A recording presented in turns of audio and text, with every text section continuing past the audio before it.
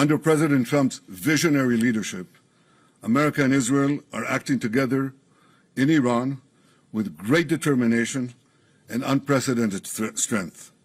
Operation Rising Lion is designed to remove the existential threats posed by the Ayatollah regime, the regime that has waged war against America and Israel and the people of Iran for 47 years.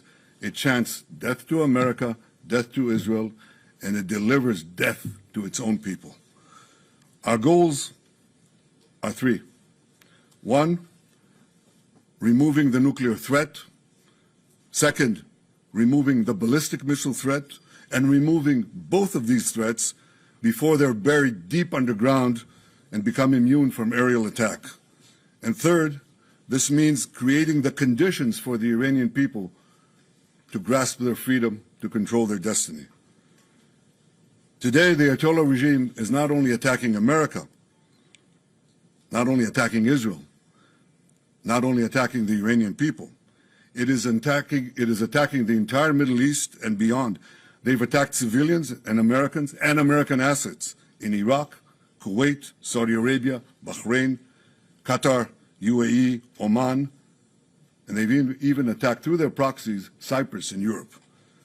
We've warned for decades that their ballistic missile program would be used to attack these targets far and wide, and if they're not stopped, that's just the beginning. The death cult in Iran is trying to blackmail the world by closing a key international maritime route, the Straits of Hormuz.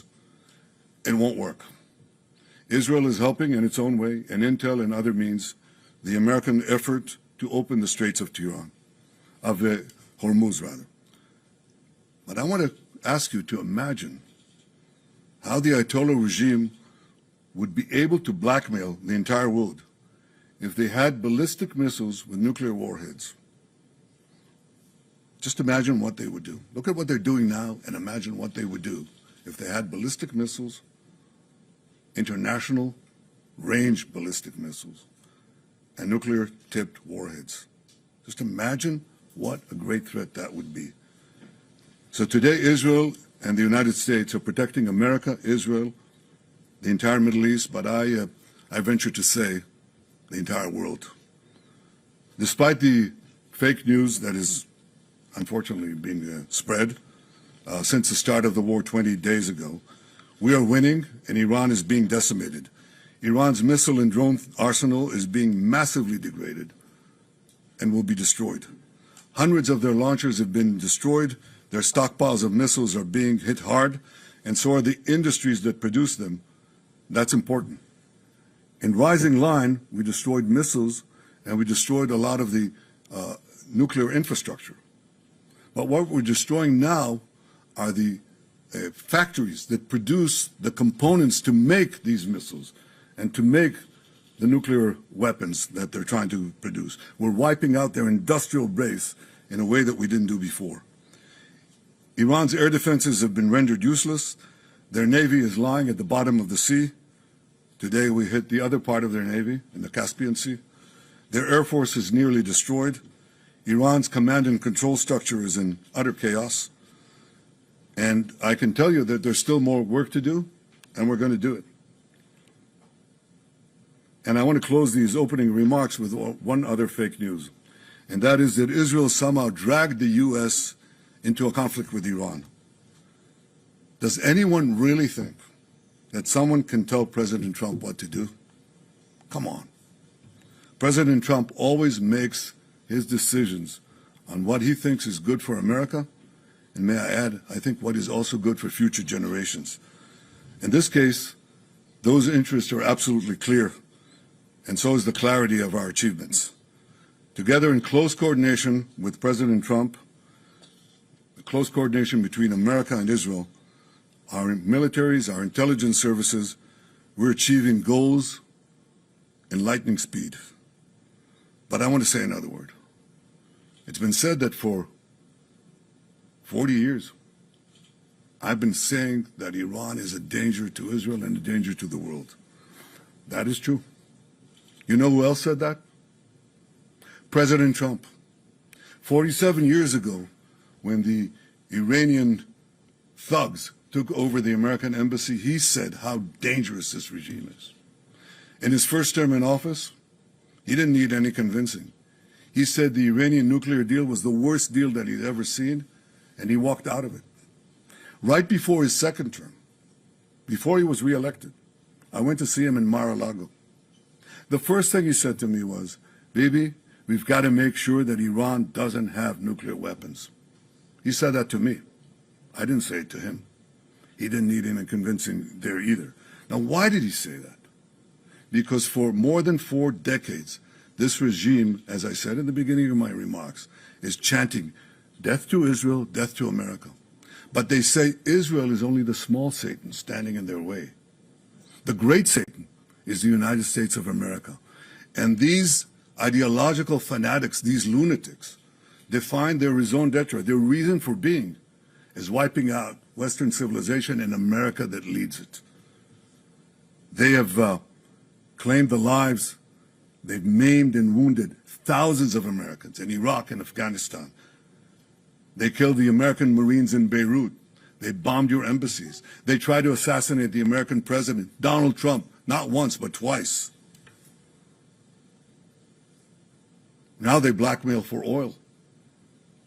Just imagine what they would do, what they're capable of doing, if these lunatics had nuclear weapons and the means to deliver them to every American city and every European city and everywhere around the globe. This is a danger for the entire world. It's certainly a danger for Israel. It's certainly a danger for America. We see eye to eye on that. President Trump and I, Israel and America. But I think if people are honest, if leaders are honest, they would understand that we're not only fighting our fight, we're fighting their fight. I speak to dozens of world leaders. Dozens. They all know that. And privately, they all say that. They say that privately, but I say it publicly. The world owes a debt of deep indebtedness to President Trump for leading this effort to safeguard our future. Thank Questions? you. We'll now take a few questions. The first question is from Zach Anders from Newsmax. Mr. Prime Minister, Zach Anders, Newsmax.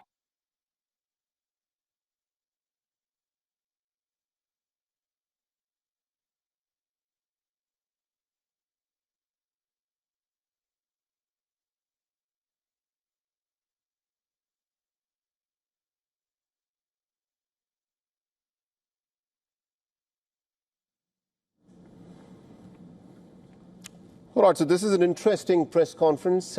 Only for a second time since the Israelis and the Americans began their war on Iran, the audio seems to have gone out there while the question is being asked. But Netanyahu talking at length about what the Israelis and the Americans have managed to achieve. Let's listen in. The audio appears to be back. You want to replace one Ayatollah with another. You don't want to replace Hitler with Himmler. So I think the question is, will the conditions be created for such a change? I think it's too early to say. And I think in the final account, as I said, it's up to the Iranian people to show that, to choose the moment and to rise to the moment. We can create the conditions, but they have to, they have to exploit those conditions at a certain point. It is often said that you can't do revolutions from the air. That is true. You can't do it only from the air. You can do a lot of things from the air, and we're doing. But there has to be a ground component as well. There are many possibilities for this ground component, and I take the liberty of not sharing with you all those possibilities. Would you recognize Pahlavi if the people keep chanting for him in the streets? Well, I'm not going to say who specifically is going to be there, but I think he's been a force for good. He's been trying to get the people to unite for a transitional government, a democratic transitional government, or a moderate transitional government. I hope that it comes to being. I think it's too early to say. Next question from Richard Engel from NBC News. Good to see you again, Mr. Prime.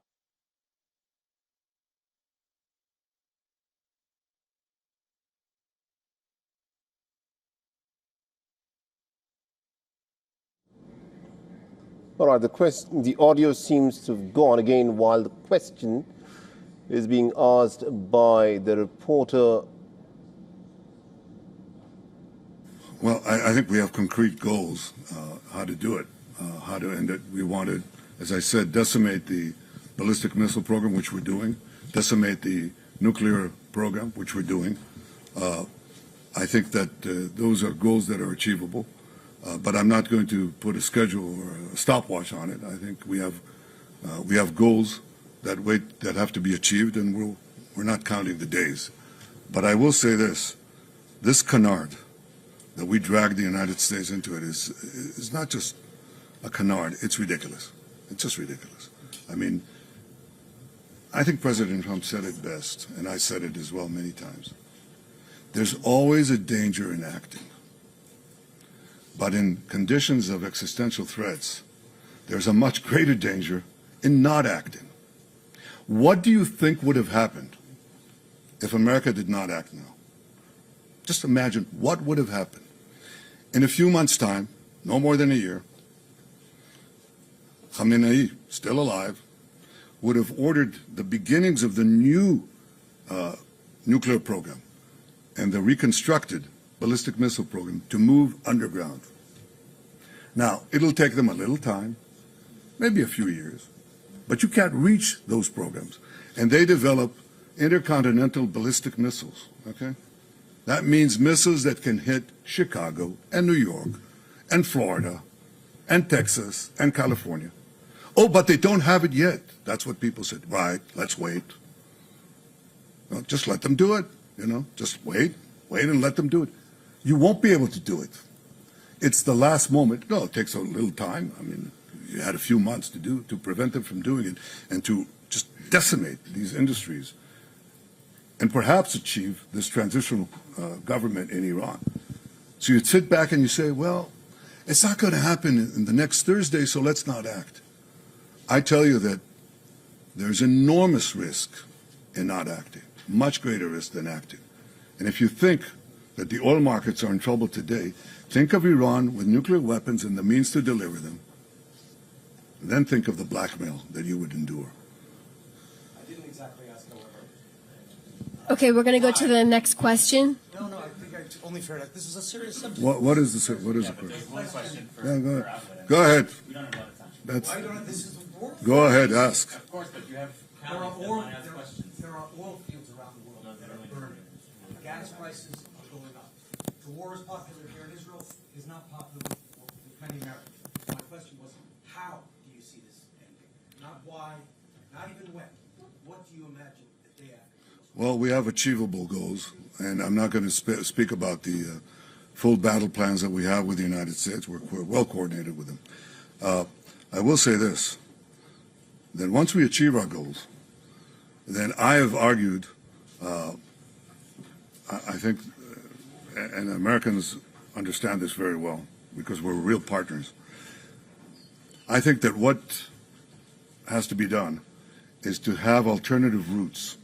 Instead of going through the choke points of the Hormuz Straits and the Bab el-Mandeb Straits, in order to have the flow of oil, just have oil pipelines, gas pipelines, going west through the Arabian Peninsula, right up to Israel, right up to our Mediterranean ports, and you've just done away with the choke points for forever. That is definitely possible. So I see that as a real change that will follow this war. But I also see this war ending a lot faster than people think. I think you have to, in war, you have to grit your teeth. Churchill said that democracies suffer from the slumber of democracies, as he called it. And they only wake up, he said, they may wake up only when they hear the gong, the jarring gong of danger, is the way he put it. Well, you're hearing the jarring gong of danger. The jarring gong of danger is Iran gets nuclear weapons and ballistic missiles. That's not a jarring gong. That is an apocalypse. Don't let it happen. And the function of leaders is to stand and tell people the truth, even when things are uncomfortable. That's what you have to do. And you don't always see the danger in time. But leaders are tasked with the task of seeing danger in time and acting on it.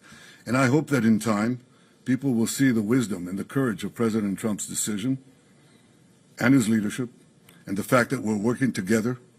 America is not fighting for Israel.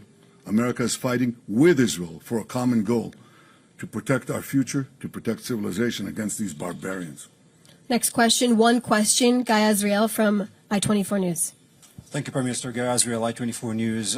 President Trump said today he did not like the Israeli strike on the Iranian gas fields. My question to you, was the President aware of Israel striking that gas field? Did you approve it? And please, if you may, do you see any signs that the Iranian regime is collapsing? And what assurances do you give the Israeli public that if it does stand on its feet, we will not see another wave of a war with Iran in maybe 5 or 10 years? Well, I'll say two things. Fact number one, Israel acted alone against the Slawiya gas compound. Fact number two, President Trump asked us to hold off on future attacks, and we're holding out. What do we see? What happens if the, are there any signs that the Iranian regime is cracking? A lot of signs. A lot of signs. I wish I could divulge all of them, but I see that. But will I tell you, will I commit right now that it's going to collapse? I can tell you that we're working to create the conditions for it to collapse. But it may survive, it may not. If it survives, it'll be a lot weaker. There's no comparison. It'll be at its weakest point, shorn of industries that it built over decades, death industries, shorn of many other capabilities that they have, and equipped with the experience, with the knowledge that if they try it again, they'll be hit again even harder. I cannot tell you of the technological developments that we are engaged in to anticipate this and other possibilities. But Israel has shown that it can do wondrous things. And in partnership with our American allies, we can do amazing things. Amazing things. As Pete Hegseth, the Secretary of War, said, these are the two most amazing air forces in the world. It's the two most amazing intelligence services in the world. It has the capabilities to confront these barbarians and to outstrip them, both in innovation and, when necessary, in lethality. It's directed, it's targeted lethality. It's going against the killers, and as much as possible to avoid civilian casualties. We have those capacities. We're building them for the future. That is what safeguards the future. You know, if people want to be naive, then they don't see the kind of world we're living in. In this world, it's not enough to be moral. It's not enough to be just. It's not enough to be right, you know? One of the greatest writers of the 20th century, someone that I admire a lot, was the historian Will Durant. Now, he wrote many volumes. I read most of them. He also wrote The Lessons of History, very brief, 100-page book, in which he said, well, history proves that, unfortunately and unhappily, Jesus Christ has no advantage over Genghis Khan. Because if you are strong enough, ruthless enough, powerful enough, evil will overcome good. Aggression will overcome moderation. So you have no choice. If you look at the world as it is today, you have to be blind not to see that the democracies led by the United States have to reassert their will to defend themselves and to oppose their enemies in time while there's still time, before the jarring gong of danger wakes them up and wakes them up too late. This is where we are now.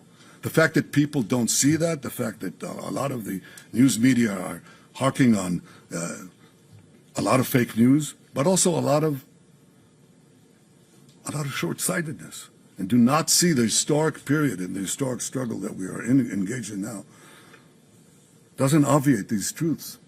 We have to be strong. We have to be armed. We have to be more powerful than the barbarians, or they will not be merely at the gate. They'll crash our gates and destroy our societies. That's what Israel is doing now with the United States. And I'm very proud of the fact that the Israeli people are standing strong, that the Israeli army is standing still. We rose from October 7th. Our people, our soldiers, rose like lions. But in protecting ourselves and in joining with our great American friends, we're also protecting the entire world. Thank you. Next question, Tom Burridge from ABC News. Hi, Tom Sufi Burridge, ABC News. Prime Minister, given the escalation of attacks on US allies across the Gulf, given the spiraling energy costs, the high costs in general, the US service personnel killed in this war, many Americans are asking that question, whether you misled their government into starting this war, and for how long should Americans keep paying the price? Well, I misled no one, and I didn't have to convince President Trump about the need to prevent Iran from developing its nuclear program, putting it underground, and being able to launch nuclear-tipped missiles at the United States. He understood that. He explained it to me. I didn't explain it to him. And I think that our partnership is the only way to avoid this catastrophic development. The loss of servicemen is painful. Early on in my military service, a fellow soldier died in my arms. I lost a brother who fought terrorists, led the historic Entebbe rescue. The cost to bereaved families is enormous, and I sympathize and send the condolences of the people of Israel to these families and to the American people. Freedom is precious.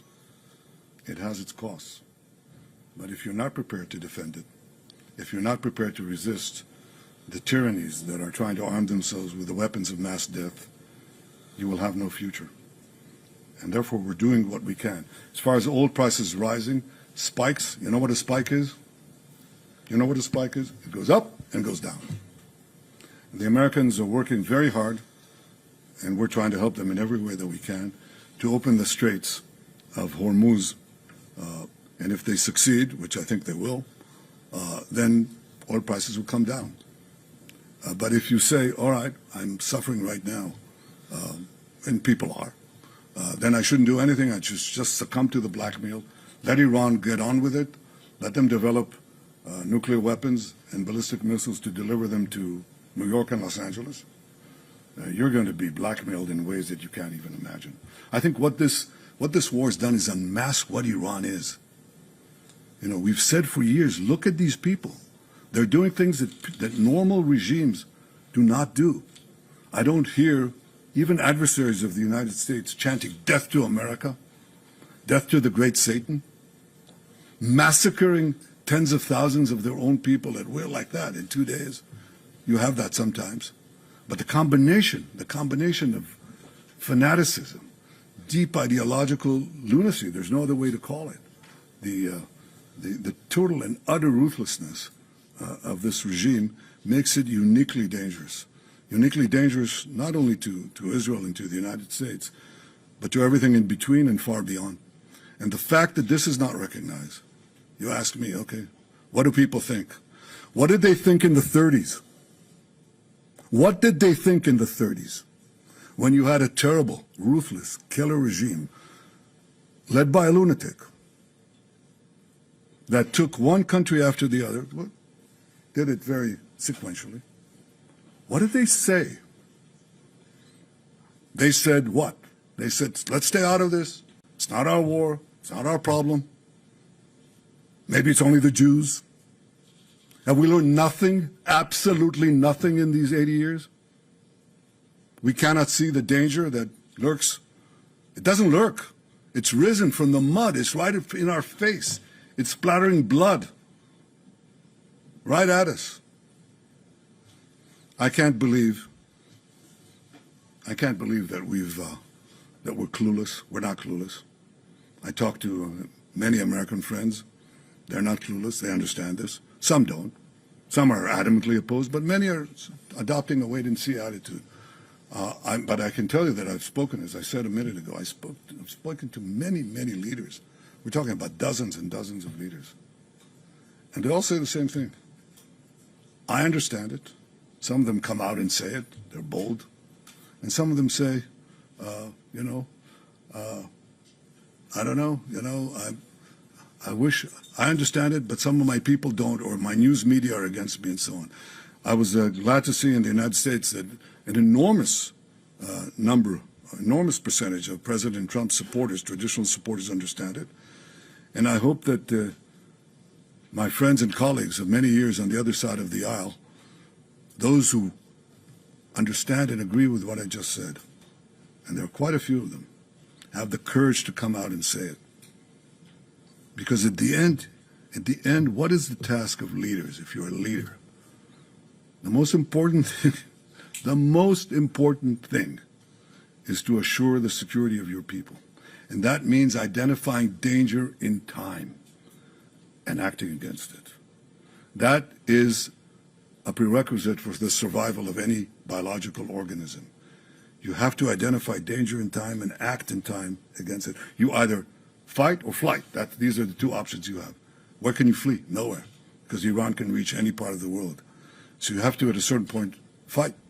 And this is the juncture where we've reached in time. Not too late, but in time. I just will encourage all those who agree with what President Trump is saying, with what I'm saying, to act. I didn't have to convince President Trump of anything. He didn't need any convincing. He acted as a great leader does to protect his country and to protect the future. Thank you. Next question. Alex Trayman from JNS. JNS, right behind you, yes. Mr. Prime Minister, Hezbollah has opened up another front against Israel, launching rockets against Israeli civilians. Now ground troops are inside Lebanon. Is there any hesitancy toward launching a full ground operation to eradicate Hezbollah? And what would eradicating Hezbollah do to transform Israel-Lebanon relations and the greater Middle East? Look, Alex, I can't divulge our battle plans. Obviously, Hezbollah is not what Hezbollah had been. I said in my opening remarks in Hebrew that they were talking about 150,000 rockets and missiles that they had, ballistic missiles. They had thousands of Ridwan terrorists right next to our fence underground, ready to invade. We knocked them back. We destroyed the bulk of their missile capacity in 6 hours. We knocked out Nasrallah. We destroyed all the Hamas, or rather all the Ridwan infrastructure right next to our border. We now have a security corridor, a security zone that is there that prevents this kind of invasion. And we have plans for the future. Obviously, our number one effort is geared towards Iran. If the regime goes, you know that Hezbollah goes. But in any case, we're devising our plans in such a way that we could remove this threat as well. Thank you. Final question from Jeremy Diamond at CNN. Mr. Prime Minister, Jeremy Diamond, CNN. Nice to see you. You've assassinated Iran's supreme leader and dozens of other senior Iranian officials. The result of that so far has been the appointment of a new supreme leader considered to be even more hardline than his father. The Iranian regime is not showing any signs of collapse as of now. So I wonder, what do you say to those who say that killing those individuals is in fact empowering the hardliners in Iran? And are you confident that your strategy will still lead to regime change? And then secondly, if I may, you've also indicated today that you made a commitment to President Trump not to strike these oil and gas facilities in the future. Should President Trump come to you one day and say, oil prices are too high, it's time to end this war, will you listen to him? And do you need the United States in order to continue this campaign alone? Was that a single question? Jeremy, you really hogged it, but I'll answer your questions. I'm not sure who's running Iran right now. Mujtaba, the replacement Ayatollah, has not shown his face. Have you seen him? We haven't. And we can't vouch exactly what is happening there. There is a cloud here that's not clear. What we see is that there's a lot of tensions inside the people who are edging for the top. It's not a uniform position. You see that sometimes with the contradictory orders that are given You know, they do one thing and then they withdraw it and so on. I think it's important that they know that if they think they're going to target the world, target the President of the United States and so on, they themselves are being targeted. That creates a lot of uncertainty. We found that that can have an effect.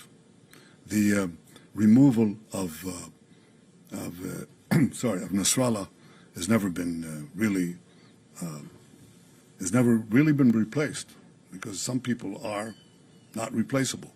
I think the authority and the hold that Khamenei has had is not going to be translated to anyone, not to Mujtaba if he's there, and not to anyone else. But I think this is part of the effort to crack the regime. It's not going to happen in one day. We're 20 days into this war. Yes, we're seeing cracks. We're seeing cracks, and we're trying to propagate them as fast as we can. Not only in the top command, we're seeing cracks in the field. You know, it's sort of like a hollowed out, rotten piece of wood that's holding on the outside, but there's a lot of rot inside. We're seeing some defections. We're seeing fear and trepidation in the IRGC units that are manning the ballistic missiles. You know why? Because they're afraid to die. They're not all suicidal. In fact, most of them are not. So we're seeing cracks, but we're going to hit them again and again. The minimum thing we want to do is, again, erase the industrial capacity that they had to produce these weapons. They'll have to build it from a start, and that's very hard. It's very hard to do underground, too. So they're not going to be able to just take the pieces and move them below the earth. It's going to be a lot harder for them. But ideally, if it cracks enough, and with some other things that I won't get into, yes, the regime could change. Is it guaranteed? No. And is it up to the Iranian people in the final accounting to make use of the conditions that we're doing in weakening this regime? We'll see. I cannot tell you. They're very brave, by the way. I don't come and criticize them in any way. I think they're very brave. I think they've suffered enormously. And the question is, will we have a meeting ground between the weakening of the regime and the rising of the people in many ways that could develop? We'll see. On the oil and gas questions, I can only tell you this. Look, I don't think any two leaders have been as coordinated as President Trump and I. He's the leader. I'm, his ally. America is the leader. Israel is, as the National Security Memorandum described us, I think a month ago, 6 weeks ago, I think, something like that. They called Israel the model ally. That's how they call it, the model ally. It's not a superpower, but America is seeking around the world, and you hear it from the speeches of President Trump and others in the administration. They say, where are you? We've helped you all these years. Where are you when we're doing something that is as important, at least as important for you as it is important for us? And yet one country is there, and against all the vilifications that are leveled at Israel, Israel is sponging off America and all that. No, it's not. It's not. Israel is a brave country, a resolute country, with an incredible army, incredible soldiers, incredible courage, and we're fighting alongside the United States when the chips are down. We're fighting with the United States. We're fighting for a common goal. So I can tell you that that's the most important coordination. But in practice, President Trump and I speak regularly. We discuss things. Our staffs discuss things. Our militaries are in close coordination as never before. But ultimately, President Trump makes his own decisions. And do I respect them? Yes, I do. The question is whether you would or could continue the war without... Just one question, Jeremy. Thank you. Could you without the United States? That is Benjamin Netanyahu there, taking questions in a pretty extraordinary press conference where he's been repeatedly asked, did Israel lead the American hand in this war? And he kept insisting that it is Donald Trump himself who's made the decision to go into this war with Iran. A number of interesting facets of this war put forth by Netanyahu. Now, remember, it's of course a day 20 of this war, and it's not clear as to when this war will come to an end. But looking at how things are going, both Donald Trump and Netanyahu have insisted that they are in this for the long haul.